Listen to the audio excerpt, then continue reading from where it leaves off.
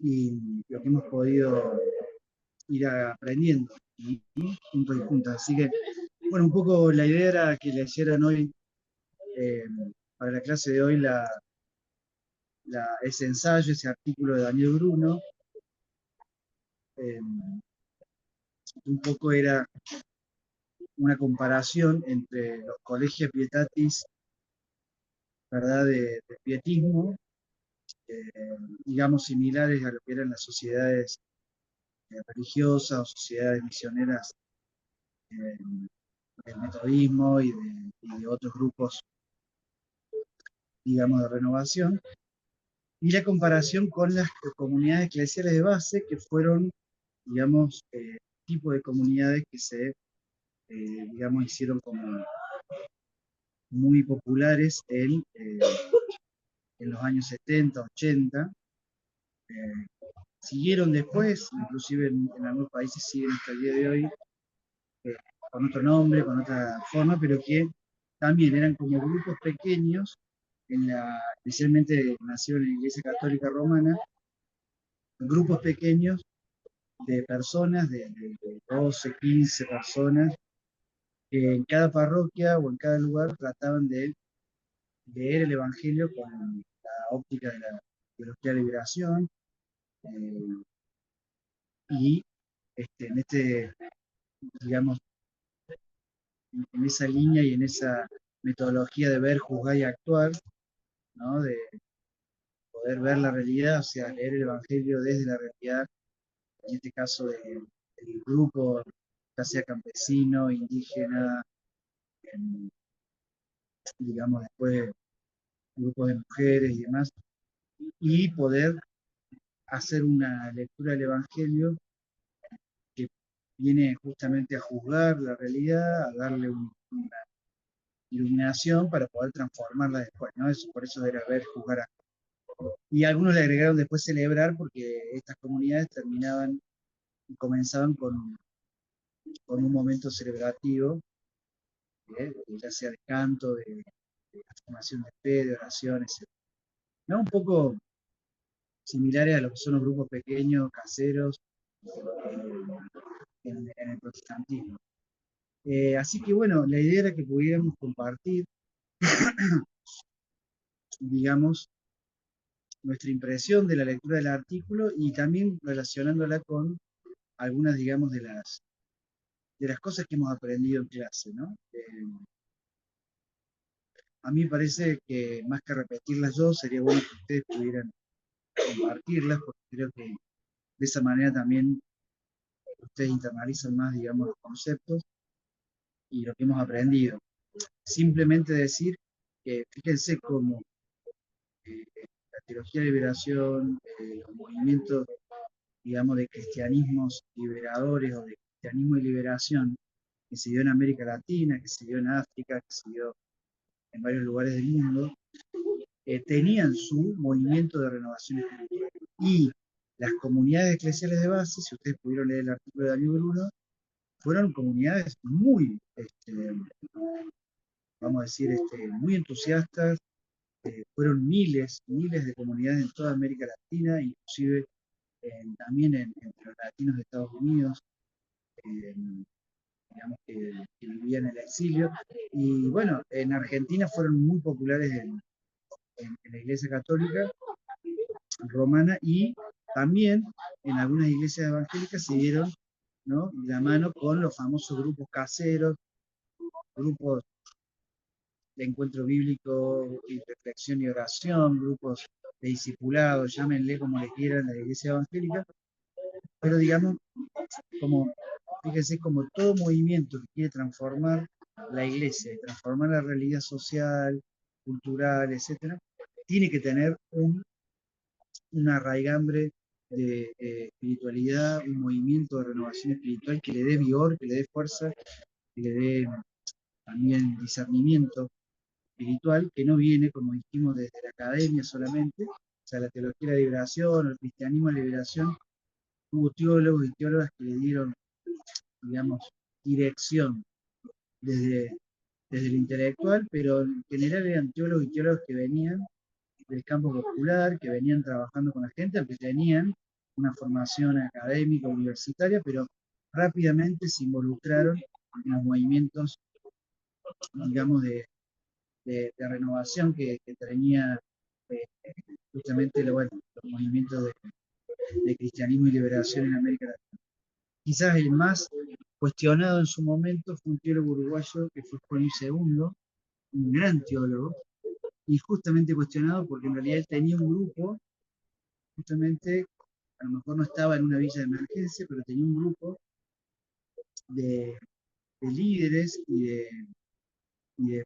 digamos, de coordinadores, de animadores de la pastoral popular en Uruguay, que se reunían en un centro, Centro Fabio, que eh, ahí justamente él, digamos, se nutría de todos esos animadores y coordinadores que traían las bases, digamos, a su pensamiento. Pero bueno, amén de eso, lo que digo es, todos estos movimientos de renovación no se dieron solo en el protestantismo, también en otras iglesias, y siempre van de la mano de grupos pequeños. Interesante eso. O sea, las masas siempre le fueron esquivas en la historia, digamos, las masas por sí solas, a una renovación, ¿no? Real de la iglesia. Las masas tienen su lugar, como en el movimiento de Jesús.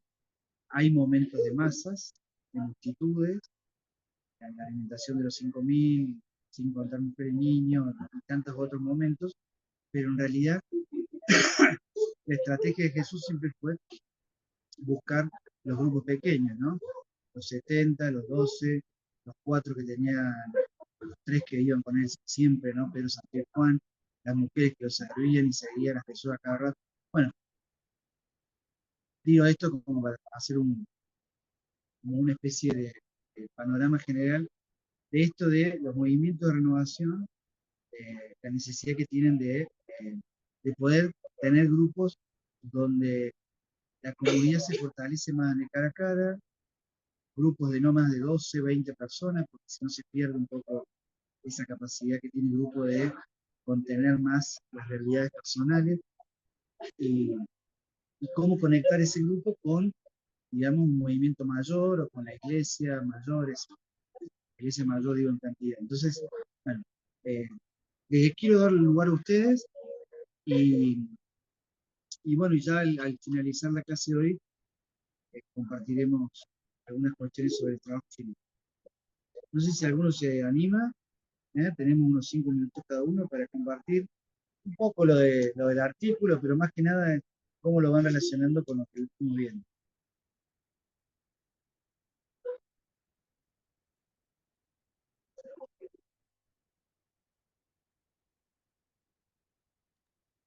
María Luz y después yo si quieren, no sé. Hoy Vale, comenzamos las damas. genial. Eh, sobre el artículo, esto nunca había escuchado, eclesiola en eclesia, bueno, iglesia en iglesia, grupos que emergen de una iglesia institucional eh, basados en la protesta o el deseo de renovación de determinados aspectos, ¿verdad? Y él dice que la iglesia en iglesia así, mejor definida es la del pietismo. Eh, el pietismo, que nosotros lo vimos como que surgió entre los luteranos alemanes en el siglo XVII como protesta frente al énfasis ritual y doctrinario de la iglesia. En el pietismo vimos que se jerarquizaba la experiencia personal y comunitaria de la fe, la centralidad de la Biblia sobre la doctrina, el sacerdocio universal de los creyentes, la justificación por la fe y la santificación. Eh, y vimos cómo Spener, Philip Spener, fue el primer líder, pastor, teólogo, profesor luterano que creó los colegios de piedad, que se reunían en casas, en grupos pequeños, hombres y mujeres por separado, pero laicos para estudiar la Biblia y orar. El seguidor fue Franke, continuador después de la Guerra de los 30 años, que enfatizó la educación a los pobres, la asistencia, pidió a sus estudiantes de la universidad un diaconado social. Bueno, vimos cómo los moravos se organizaban en iglesia con Zinzendorf, entre los refugiados que él recibió en Sajonia. Y Juan Wesley, y habla el artículo del dinamismo del movimiento metodista. Y me llamó la atención porque nunca lo había pensado así, como la influencia que Wesley tuvo. eh, de los pietistas moravos ya habíamos hablado, pero también de otros movimientos que quisieron trabajar con grupos pequeños, eh, como en Francia la Compañía del Sagrado Sacramento de Gastón de Reniti, y en Inglaterra las sociedades religiosas británicas que fueron paralelas, digamos, a los colegios de piedad. Y cómo él se inspiró en esos grupos, para crear también, de cuando era estudiante, los clubes de los santos de Norfolk, después las sociedades parecidas a esas otras en Bristol y Londres, y luego grupos más pequeños como las bandas y las clases, que fueron los más pequeños, y de 10, 12 personas que donde era mejor el trabajo en cuanto al cuidado mutuo, pastoral y la capacitación para el discipulado. Eh, yo no sabía nada de las comunidades eclesiales de base de Brasil, ni tampoco que se habían extendido por toda América Latina, eh, y que surgieron ante problemas sociales como la pobreza, dentro de la iglesia la falta de sacerdotes, de la iglesia católica, la falta de sacerdotes ordenados, el analfabetismo y la pobreza, en Natal y en Río de Janeiro, y cómo las comunidades de base surgieron, eh, como decía Bruno allí, eh, grupos entre los pobres para la lectura de la Biblia, grupos de laicos, eh, y cómo, qué interesante esto que hicieron en Natal de la educación a través de la radio, el uso de los medios, por el analfabetismo, la escuela, la radio y después la radio misa. Qué notable eso. Y, y bueno, los obispos brasileños también colaboraron, ¿verdad? Eh, Tanto estos movimientos que hablamos antes, como de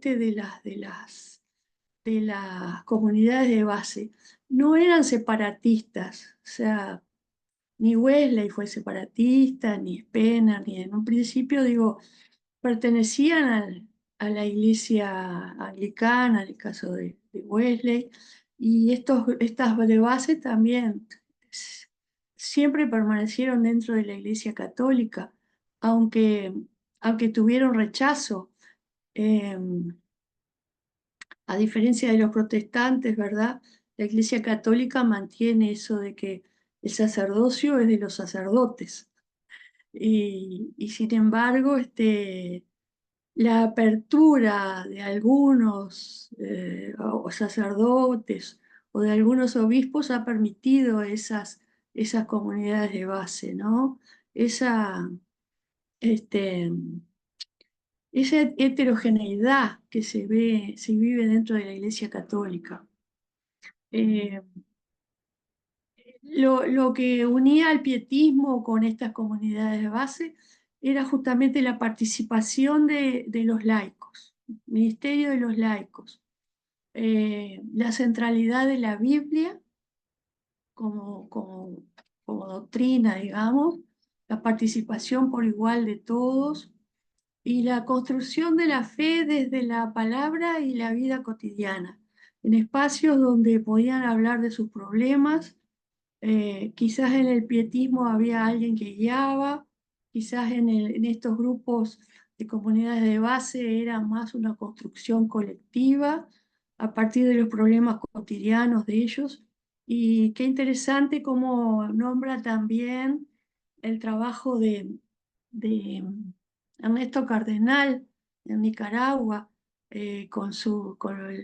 este, yo leí un poco el libro del Evangelio en Solentiname, en la isla Solentiname, Sí, donde, queda un minuto, María Luz, ¿sabes? bueno, donde Dale. también a partir de la lectura de la Biblia, hay una relectura a partir de la vida de ellos como comunidad personal y comunitaria, y cómo enriquecía esa relectura la vida cristiana de ellos, ¿verdad? La vida. Así que, y también nombra desde el punto de vista de la educación como una construcción participativa comunitaria a Paulo Freire y a alguien más que ahora no recuerdo. Bueno, lo último que yo no entendí muy bien lo que pasa con las comunidades de base hoy en día, pero como que ya no tienen tanta participación, como que la gente ya no quiere actuar desde allí en pro de justicia social, sino fuera de los grupos de fe. El sistema neoliberal ha permeado allí también y como que están abiertas a muchas religiones y a muchos grupos, este, y, y bueno, no tienen la misma efectividad para modificar la realidad que cuando se originaron, ¿verdad? Bien, muchas gracias, María Luz. Excelente resumen del artículo. Y por ahí para mencionar un poco el tema, digamos, de la comunidad de base hoy. Después, si quieren, les comparto un poquito más.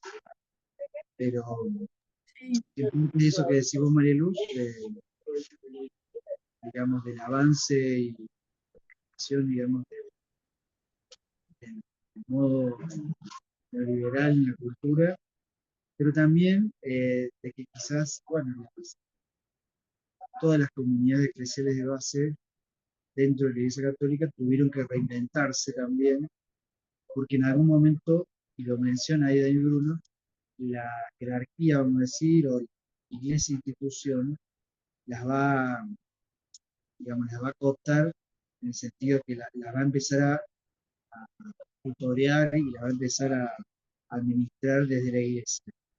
Y bueno, y eso trajo su crisis también, ¿no? Algunas continuaron, pero efectivamente, entre lo que decías vos y esto, ha generado que haya menos participación. Aunque hay algunas comunidades que siguen vigentes, digamos, inclusive en las grandes ciudades, pero en menor medida. Bueno, Alicia, te escuchamos entonces.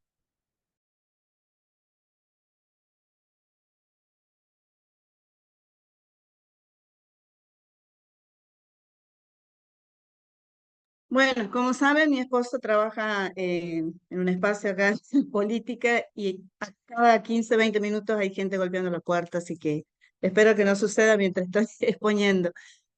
La verdad que la materia hace un recorrido que a nosotros nos introduce entre los siglos XVII, XVIII, XIX y a la actualidad, en donde nos presenta una Europa donde condensa ciertas situaciones que permiten que el pensamiento de muchos que estaban dentro de las comunidades de fe puedan repensar esto o interpelarse dentro de ella, ¿no? Creo que también esto tiene que ver con una línea que ya venía, ¿m? Donde se viene replanteando algunos accionarios dentro de las comunidades más, de las iglesias, más que nada de las iglesias madres católicas, y se condensan acá en este tipo de avivamientos, despertares o movimientos, como bien lo vimos nosotros, y que van a tener como tres puntos grandes que nosotros hemos revisado a lo largo de, el recorrido de la materia. Si bien Daniel Bruno, que bueno, nosotros lo conocemos también de otras materias, él tiene como una mirada desde la perspectiva sociológica y también pedagógica en este texto, ¿no? Porque va a plantear cómo esto que ocurría dentro de los avivamientos, él se define o él toma un concepto que se llama la eclesiola y eclesia, que son las iglesias dentro de las iglesias, los pequeños grupos dentro de las iglesias. Cómo a lo largo de la historia de las comunidades de fe, y bueno, se encuadra también dentro de las iglesias específicamente protestantes, cómo van a dar lugar a estas interpelaciones de acuerdo a lo que era la palabra y la práctica. Desde ese lugar, él va a tomar como que a dos autores, que son Che y Watch, los cuales, desde la perspectiva sociológica, uno va a hacer un análisis de lo que son estos grupos que nacen interpelando a la iglesia, o a las prácticas que tenían, o a las doctrinas, y van a plantear que hay, más que nada, Walsh, que hay como que tres tipos o subtipos dentro de estos grupos que se dan cuando hay estos avivamientos o estas pequeñas iglesias que entran en tensión, porque quieren mantenerse dentro de las iglesias, pero critican el accionar, y dentro de eso va a centrar el texto, como bien lo decía María Luz, en que el movimiento pietista fue muy clave dentro de esto. Watch hace tres distinciones. Por un lado dice que hay unas sectas, están las iglesias y están los grupos de los místicos. Bueno, esas ideas van a circular, esas maneras de hacer estas críticas o estas prácticas o estos accionarios dentro de lo que va a ser, van a ser los avivamientos o lo que son estos pequeños grupos de iglesia en iglesia. Si bien nosotros hicimos un recorrido, como bien lo plantea María Luz, vimos el primer gran avivamiento, el segundo y el tercero, pero los tres iban como que caminando de la mano para construir ciertas líneas de trabajo que nosotros hemos heredado y que creo que las practicamos en algunos lugares o vemos algunas comunidades en las que están, pero el texto se va a centrar también en estas comunidades de base, y ahí me quiero detener un poco en cuanto al accionar, que nosotros la semana pasada también hablábamos de que había acciones que se daban dentro de algunas manifestaciones de protestas o algo que tenían que ver con los avivamientos. Si bien todos los que hoy estamos militando en algún lugar, o vamos a las marchas, o estamos en derechos humanos, o cualquier movimiento que tenga que ver con la tierra, la defensa, estamos atravesados también por estas cuestiones que lo van a plantear desde la sociología, ¿no? Y que por un lado a nosotros nos van a posicionar, están golpeando, me dan medio segundo. ¿No puedo estudiar el Sí, sí. Y no te encuentro. ¿Qué le decías? La esposa. Sí, no, sí. ¿Puedo hacer la consulta? Sí. Porque trabaja mi mujer. Ah, bien. Y él trabaja en número. No, tenemos dos autos. Déjame un segundito, que yo como no. Un segundito.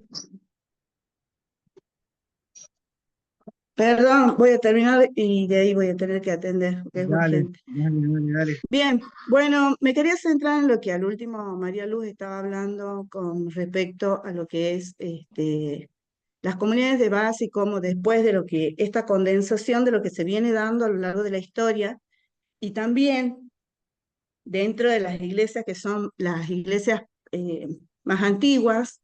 Nosotros hemos estudiado en otras materias también que después del Concilio II, ¿no? Han comenzado toda una serie de teorías más que nada en Latinoamérica, y que también de alguna manera ya se vienen dando, la venimos deportando desde Europa. Y una de las materializaciones son la teología de la liberación, que ha permitido que esta práctica de lo que es la comunidad de base se puedan realizar. Primero, el primer antecedente que tenemos es en Brasil. y que como Wesley también lo trabajábamos mucho y nosotros lo vemos, lo revisamos los que somos metodistas, el tema de la educación. Entonces esa práctica que nosotros heredamos de estas líneas que ya vienen trabajando, los grupos que vienen interpelando las prácticas de las iglesias, se han materializado también en un aspecto que también provocaba la liberación de los pueblos. Porque estos avivamientos, de alguna manera, eh, algunos autores lo interpretan como que es la difusión o la emergencia o lo que se prende en un grupo de personas. ¿Para qué? Para trabajar inclinados más que nada a la transformación de la sociedad, que era lo que en fin se buscaba. Si bien acá en Brasil nosotros tenemos un antecedente que ha provocado que, bien como decía María Luz, acá también en el sur, en Río Negro y en provincias donde no se podía trabajar con la educación, estaban las radios que, más allá de que también trabajaban lo religioso, también trabajaban lo educativo. Y eran el único medio con el que se podía trabajar. Y el antecedente que tenemos en Brasil con Paulo Freire, que es aquel que dice que el que quiere enseñar tiene que aprender enseñando, y desde la humildad del trabajo en territorio, se han implementado distintos dispositivos que han podido, de la mano de la iglesia. ¿Por qué? Porque aquel que estaba haciendo el trabajo en territorio tenía una fuerte convicción, un fuego que lo ayuda a poder caminar y trabajar en ese tipo de comunidades para que la liberación de los pueblos venga, y no solamente la liberación de lo espiritual, como lo llamábamos la espiritualidad, ¿no? Que no aparecen, y tampoco los avivamientos dentro de lo que es la palabra de la Biblia, pero sí se manifiesta cuando se hace esta práctica en las cuestiones sociales. Y esas prácticas que nosotros hemos heredado son las que hoy han dado lugar a que distintos grupos, como los que está trabajando Raúl, con los mapuches, como los grupos feministas, como las diversidades de las identidades de género, o la ampliación de estos derechos, y como bien desde Brasil venimos trabajando la educación o la pedagogía de la transformación social, creo que son herencias que no solamente se han quedado dentro de lo que son las estructuras religiosas, por así decirlo, sino que han podido salir de esas puertas de la iglesia y trabajar en las periferias, en donde nosotros también somos parte de esa herencia de avivamiento. ¿Estarían siendo avivamientos hoy o no? No sé. Y tal vez si antes del siglo XVII hubo avivamientos, seguramente, porque nosotros vemos cómo ya después de que el Señor parte Un minuto, Alicia. materialmente, sus discípulos quedan trabajando. Entonces, creo que todos estamos de alguna manera con una herencia de los avivamientos.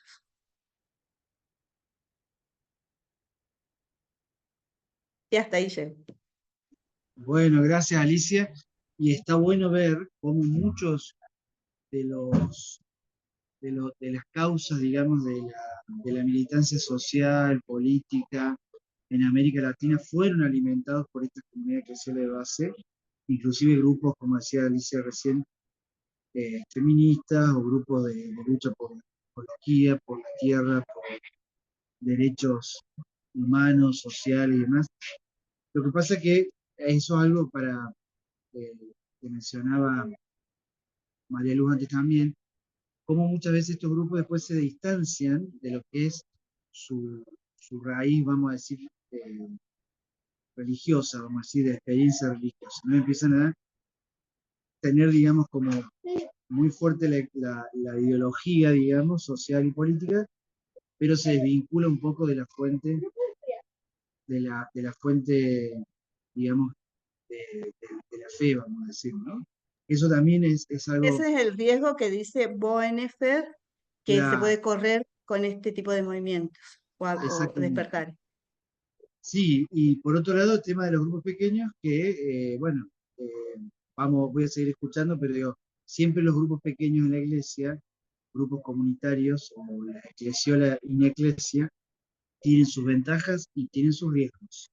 Así que bueno, no sé quién quiere seguir. Eh, Vamos dando unos 4 minutitos cada uno, que quiera compartir. No hace falta que a lo mejor repita todo lo que ya dijeron las damas, pero sí, poder decir, Sergio. Sí, buenas noches a todos. El texto para hoy todavía no llegué a leerlo, ¿no? Creo que lo leí en otra oportunidad, me parece, en algún momento, algún resumen de eso. Eh, por ahí lo que yo veo desde mi práctica, ¿no? En todo esto que venimos recorriendo, ¿no? En esta materia, es como que se ve que, obviamente, que toda esta historia que hemos visto, en cierta manera, es el catalizador del presente. Pero hoy, en cierta forma, también vemos que hay mucho presente que se quiere adueñar de esa historia. Yo digo, la historia es cíclica, aunque suene un poco reduccionista esto, ¿no? Pero una de las cosas que es llamativa, y no es que estoy en desacuerdo en nada de lo que se dijo, ¿no?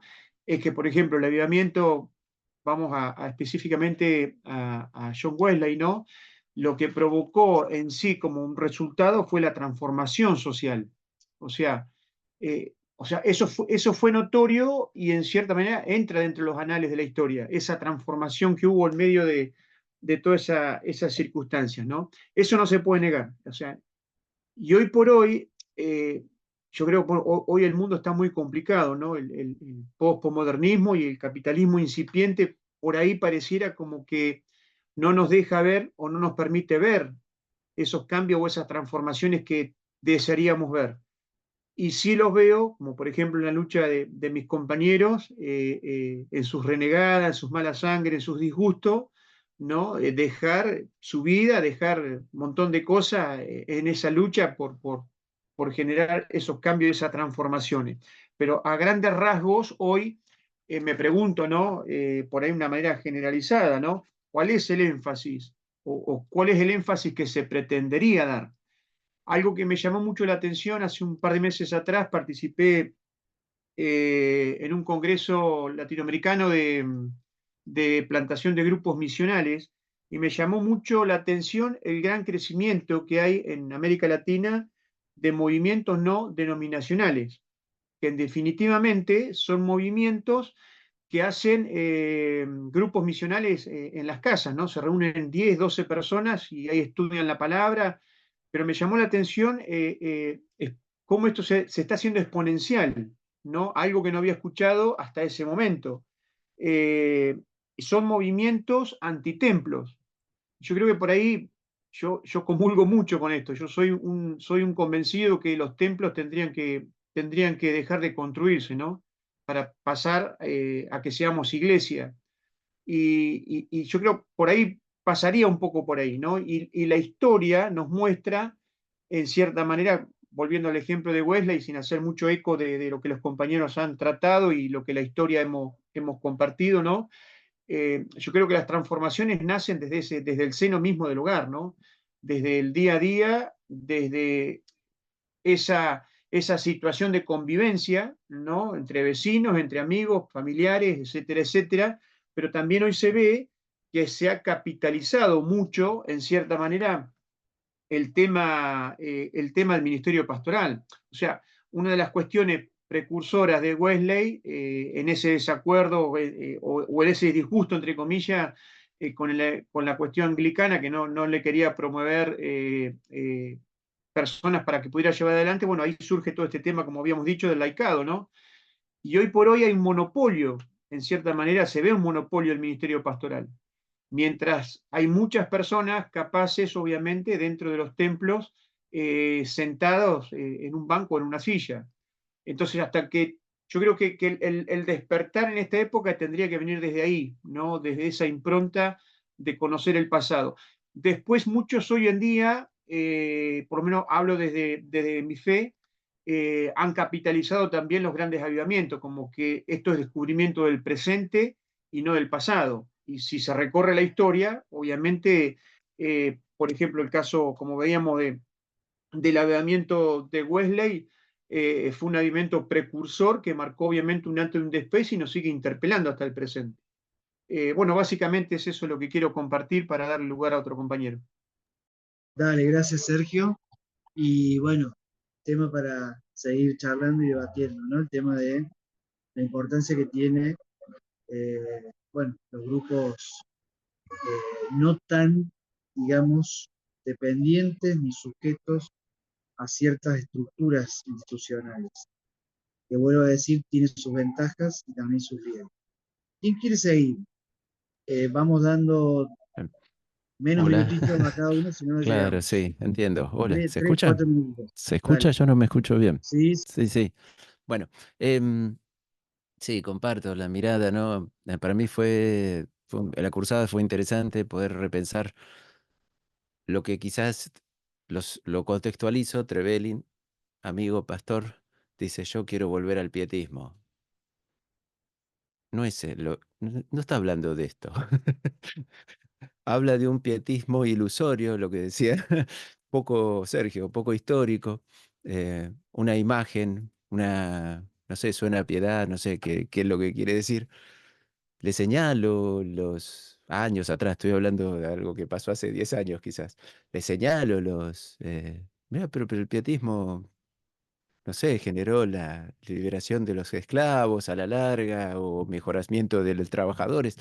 Eh, Y eso, pero no, algo, yo creo que es una discusión interesante porque no sé si si están tan mal los católicos cuando dicen nuestros hermanos gnósticos, al referirse a las iglesias, cuando la mayoría de las iglesias tienen el pensamiento de mi hermanito pastor, mi amiguito. Y entonces, transitar esto de pensar el pietismo con todo su realidad, sus pies en la tierra, sinceramente, su caminata, su cabalgata en esa época, tren, no sé qué usaría, digamos, era ah, estar en las puertas de las fábricas, ¿se imaginan? Es como cuando hace poquito en las iglesias hablamos de lo que Pablo se arrogaba como cosa frente a una comunidad que lo despreciaba por su falta de éxito. Dice, bueno, en mis prisiones, en mis motines, alborotos, ¿quién quiere estar en eso? Como diría Sergio, ¿no? Pero bueno, hay iglesia peregrina y hay iglesia, como decía este artículo genialmente de Bruno, que no lo llegué a terminar de leer, no tuve tiempo en medio de muchas cosas, pero me encantó la distinción. Primero, Troelch, yo lo entiendo y entiendo desde dónde habla eh, y desde él. Clasifica, tipologiza. Entonces es fácil decir los otros. Ahora me gustó más la tipología de Watts, que es más, si se quiere, dialéctica, dinámica, que tiene que ver con eso que te dijimos todos, que es la pequeña iglesia en contra de la otra, no en contra, construyéndose. Dialecta, claro que la tendencia en las protestantes es a separar, eso es cierto. La tendencia en la católica, como vimos con fue buena la experiencia de digamos, de las asociaciones de base, ¿cómo era? Escuelas de base, no me sale el nombre. Bueno, Comunidad. comunidades comunidades de eclesiales. base, eclesiales de base. Mira, y ahí, bueno, al final la Gran Madre las cobija, excluye la teología de la liberación y, bueno, no sé si es mejor eso, ¿no?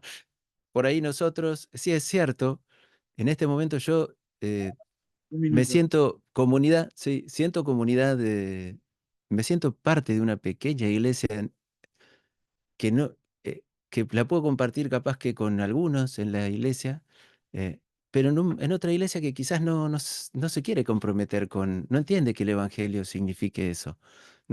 Y yo lo entiendo. Yo pasé la mayoría de mi vida así. ¿Cómo no lo voy a entender? Quizás es simplemente se sufre desde este lugar, se tienen tensiones, ¿cierto? Se, se está solo, a veces no. Y entiendo también cómo que tendría quizás un movimiento que salió de esto es el MED. ¿Qué tendría que ser iglesia el MED? Eh, o, o es algo que, que tiene que estar dialogando con otras realidades. Son hermanos nuestros, Oficial de, qué sé yo, son hermanos nuestros. Eh, Adoramos Bien, juntos en otro momento, pero después transitamos otras luchas, me parece. dale, gracias Raúl.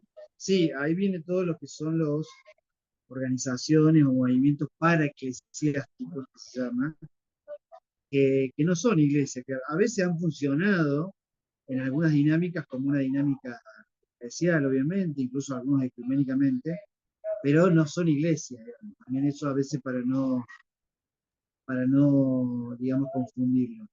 Bueno, Y pero yo queda simplemente Ramford, digo una Alberto, cosita sí, más, sí, que yo he visto liturgia en la lucha antiminera, en situaciones de luchas gremiales, he visto, seguro. incluso en la lucha antiminera he visto acá personas presentando salmos, digamos, hay más iglesia de la que creemos.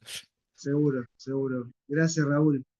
Bien, no sé si Alejandro, Alberto y Ramford, tenemos ahí 2 minutos y medio para cada uno, Sí, tres no, minutos para yo cada uno. empiezo. Me parece, yo soy Alejandro Alberto, o sea que no sé si me decías a mí y a Ranford o le decías a Pepo, pero bueno. No, no, no, Alejandro, Coma, después Alberto. Ramford, Alberto, Bueno, está bien. Digo, estoy bromista, porque me comía plin plin, creo. No, pero no, estoy bromista por algunas cosas, por no llorar, ¿no? En algunas cosas, pero bueno.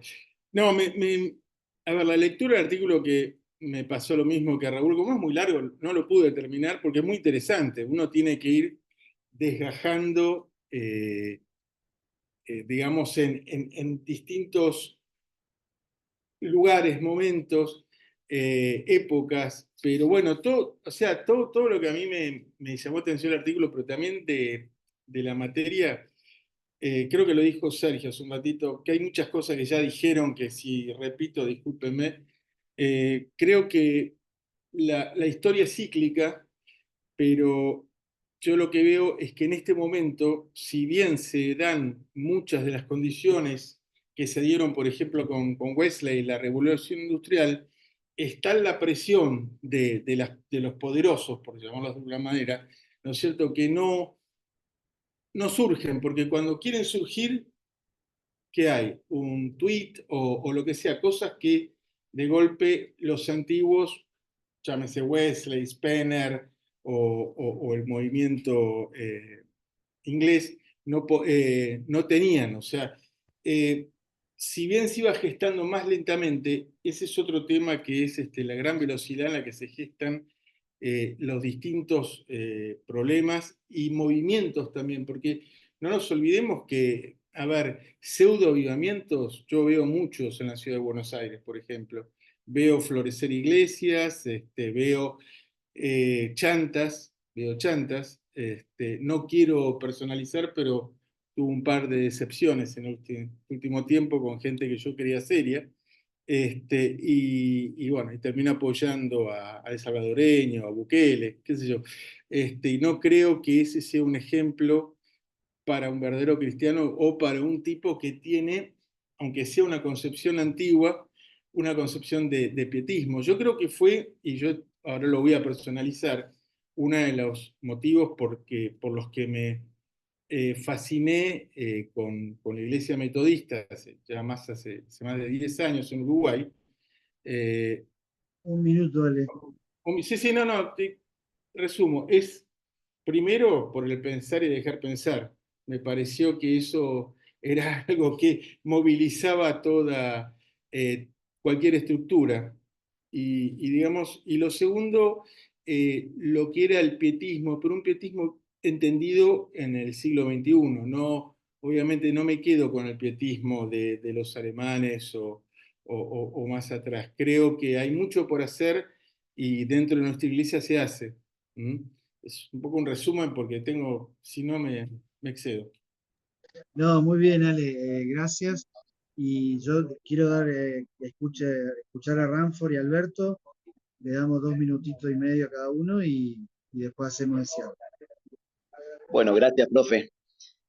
Tampoco pude acabar todo el artículo de Daniel Bruno, pero hay una parte que me impactó mucho, a, a pesar de que la materia de los movimientos de renovación también me encantaron, es que al final él habla de señales de una iglesia viva y marca estos 3 ingredientes: el ministerio de los laicos, una pedagogía liberadora y la centralidad de la Biblia. Haciendo un análisis, comprendo que puede haber todavía en algunas iglesias una mentalidad medieval, porque deja de haber un sacerdocio o un ministerio para todos, hay una educación bancarizada y puede perderse también la centralidad de la Biblia. Esto lo relaciono porque hace tiempo yo estudié en la pastoral urbana los métodos de crecimiento, el modelo europeo, la bioiglesia, el modelo norteamericano con Rick Warren, la iglesia con propósito, y lo que me llamó la atención es cuando lo vinculé con el modelo latinoamericano de César Castellanos, el G12, que le ha dado resultado a muchas iglesias en cuanto al pentecostalismo, donde ellos tienen que, cada persona, generar un grupo de 12, y dentro de los 12, cada uno tiene que abrir células con 12 más. Es un modelo que cuantifica, que genera crecimiento, pero que trata más de cuantificar y no de una transformación social y política. Pero bueno, es un método que de crecimiento parece que está dando resultados. Muchas gracias, profe. Gracias, Ranford, muy, muy claro el aporte y ahí después retomo algo que dijiste. Alberto. Buenas. Sí, escuchando un poco a todos lo que iban diciendo, ¿no?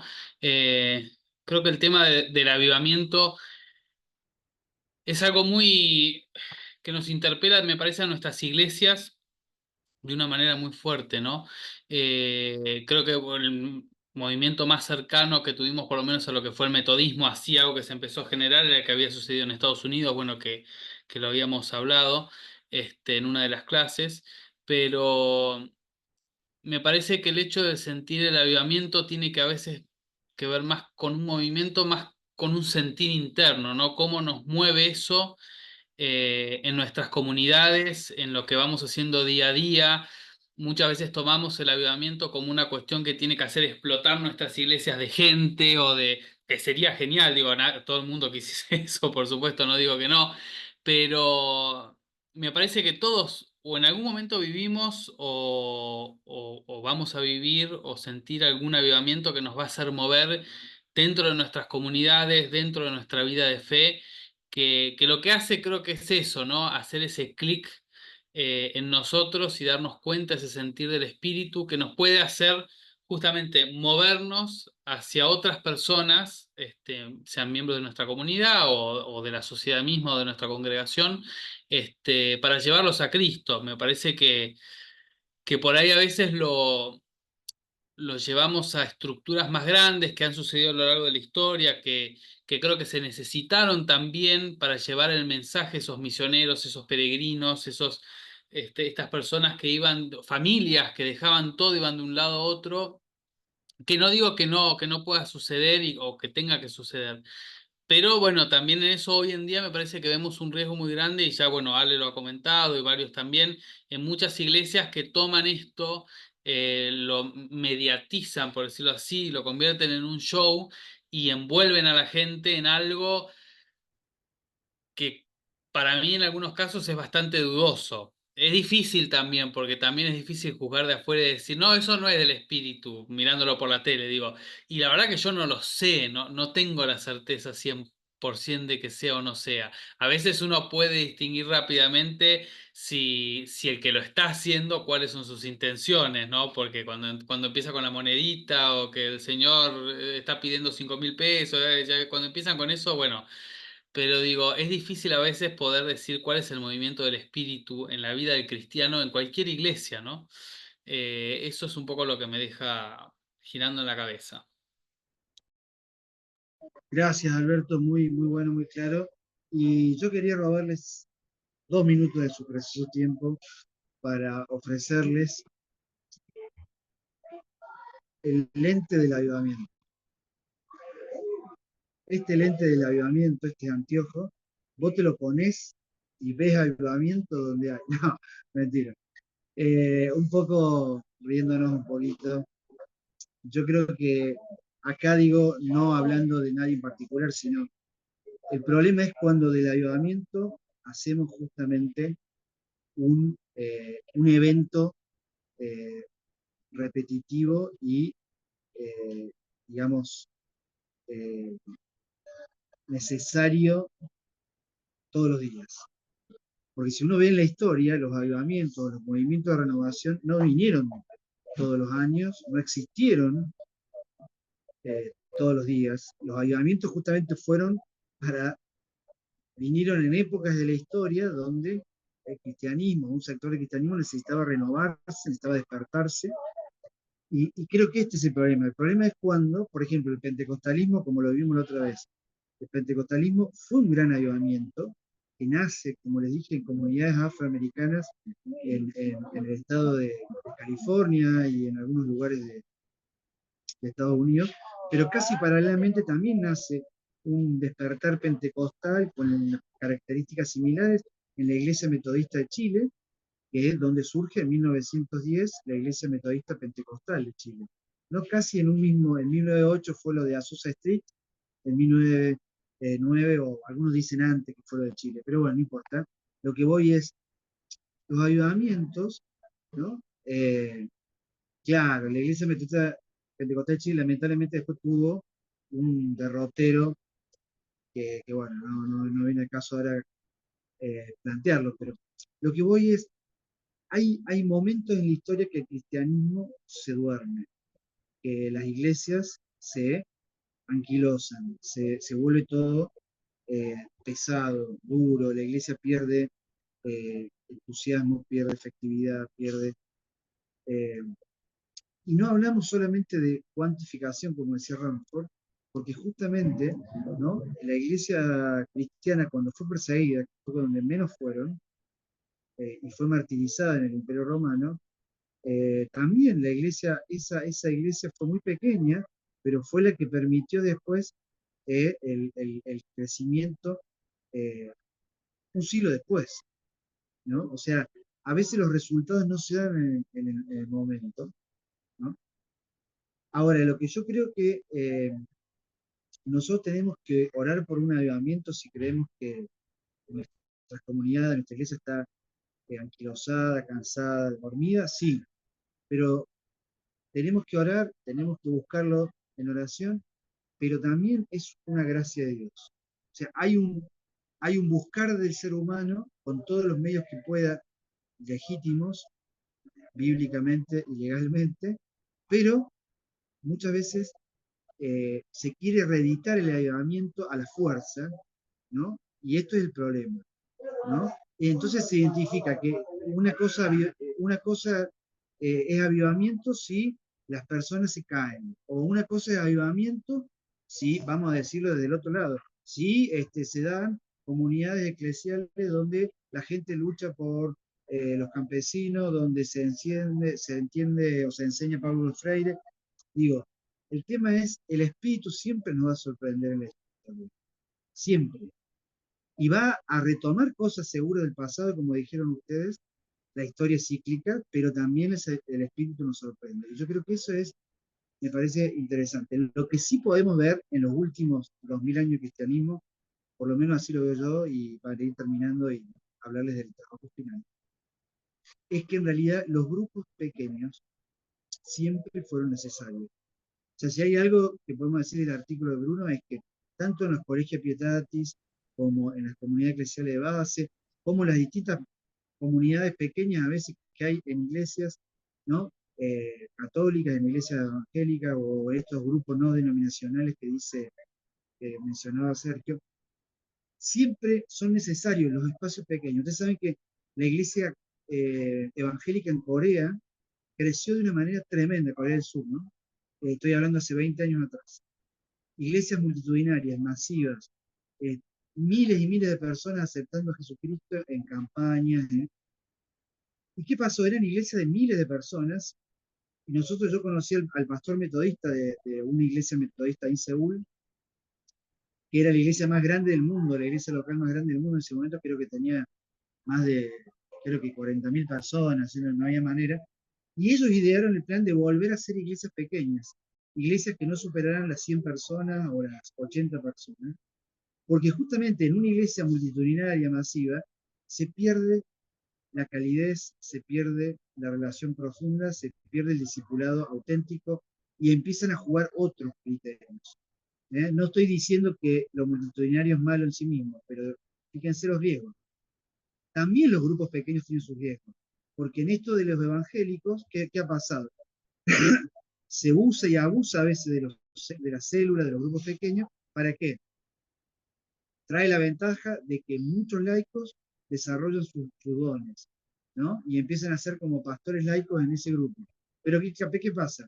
Ese pastor laico o ese líder laico empieza a decir, yo puedo armar mi iglesia, y ahí empiezan armando su iglesia, a veces sin mucha preparación, sin ningún tipo de apoyo institucional, y se dan todos los riesgos que vemos en estos grupos también. Entonces, todo, las iglesias más históricas o las iglesias más estructuradas tienen el otro riesgo, que por querer defender la estructura o ciertas tradiciones, pierden frescura, pierden apertura, pero sí o sí, los grupos pequeños, o sea, el ser cristiano y una iglesia deben pasar cosas más allá de un domingo. No puede ser el único encuentro que tengamos un domingo en el culto, con todo lo bueno que tiene eso, pero tiene que haber otro espacio de encuentro donde las personas puedan encontrarse, sea en el templo, en la casa, pero que la iglesia sea una comunidad, ¿sí? Sean 20, 30, 100, 80 o lo que sea. Así que me parece que este es un poco para ver también los riesgos y las ventajas de los grupos pequeños, pero que justamente el desafío hoy, y que quizás el espíritu nos sorprende, es que hoy el individualismo es tan grande que hay gente, ¿no?, que no va a la iglesia, al culto o a la misa, que no va a un grupo pequeño, sino que se conecta desde el celular, ¿no?, a una iglesia, a un culto, escucha mensajes y no se conectan prácticamente con nadie. Así que creo que el desafío hoy va a ser cómo llegar a las generaciones jóvenes donde los procesos comunitarios le han pasado por el costado, ¿no? Este creo que es un desafío grande que nos va a quedar también para seguir pensando. Bueno, seguramente una linda materia para seguir debatiendo, charlando. Seguramente Jesús fue el primer gran despertador de personas. Un avivamiento seguramente fue su movimiento para la religión judía. Pero fíjense que Jesús no estaba pensando en fundar una comunidad, una mega iglesia, o una iglesia, o una pequeña comunidad para tener poder, fama, prestigio. Él venía a traer un nuevo modo de vivir, ¿no? La vida abundante del reino de Dios. Y ese es un poco el desafío que tenemos, ¿no? También para que nuestra iglesia se reparte. Así que bueno, les mando un abrazo enorme. Les cuento dos cositas del trabajo final escrito, que tienen tiempo hasta el 20 de julio para entregarlo, para subirlo. Tienen dos consignas allí. Una es caracterizar el movimiento pietista, por un lado, el movimiento metodista por otro, y identificar algunas diferencias que pueda haber entre ellos. Que traten de agudizar un poquito ahí el discernimiento, a ver qué diferencias notan entre un movimiento y otro. Y la segunda consigna sería un poco plantear el tema del valor, la relevancia que tiene la espiritualidad hoy en el cristianismo, para la teología y para la iglesia. ¿Y qué relevancia tiene eso? ¿Cómo se puede, cómo se debería vivir una espiritualidad viva en las iglesias? Bueno, ahí para que ustedes desarrollen un poco lo que creen, lo que esperan, lo que piensan, sueñan para la iglesia o para el cristianismo en este siglo XXI. Así que el trabajo final escrito son dos consignas. ¿Tá? La segunda consigna tiene varias preguntas, pero es una en realidad, es esta que les digo. Y bueno, y nosotros vamos a tener el examen oral. Entiendo, Ángel, creo que es yo no lo recuerdo ahora, pero eh, después se lo vamos a mandar. ¿A ustedes les han dicho cuándo es el examen oral? ¿El 23? ¿Martes? El miércoles 23, creo. No, la fecha de entrega del trabajo es el 20 de julio, sábado 20 de julio, ya tienen más o menos unos 12 días para entregar el trabajo. Y y en realidad el trabajo escrito. Y el primer examen para los que han regularizado sería el ¿Cuándo? 23, me dijiste vos, María Luz. Sí, 23. Yo leí Después lo clarificamos, pero bueno, ahí nos ponemos de acuerdo después bien los horarios y demás. Pero bueno, no sé si hay alguna pregunta más sobre eso, pero en principio sería esto. Y bueno, en principio digo, tengo que revisar bien todas las tareas y demás, pero entiendo que han regularizado todos, así que, bueno, si se inscriben, van a poder, y hacen el trabajo final escrito, van a poder, digamos, hacer el examen final oral el 23 de julio, creo que es miércoles, ¿no? ¿Está bien? ¿Sí? Bueno, ha sido un Bárbaro. gusto tenerlo de nuevo. Ya se nota que son grandes teólogos y teólogas que están en tercer año, que Caminando. tienen un recorrido tremendo.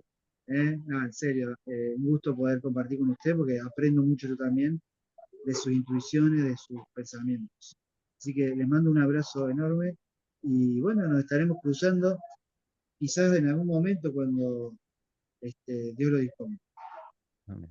Bueno. Así